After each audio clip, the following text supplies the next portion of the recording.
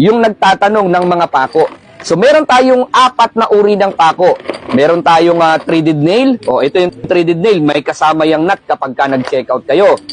Okay? So, ang ginagamit po ito, panglagay sa mga, panlagay doon sa mga bracket. Isasalpak natin dyan yung bracket, saka natin lalagyan ng nut upang mag-lock. Okay? Lock nut. O, ayan, ilalagyan natin ng lock nut para hindi matanggal yung mga bracket. Diba? Nakabaon kasi yung, o, kita nyo, may thread. O, salpak nyo dyan yung mga bracket na may butas. Ngayon, pangalawa, yung threaded nail natin, yung bilog na pako mukhang umbrella. So, ito yan, threaded nail, or yung round nail.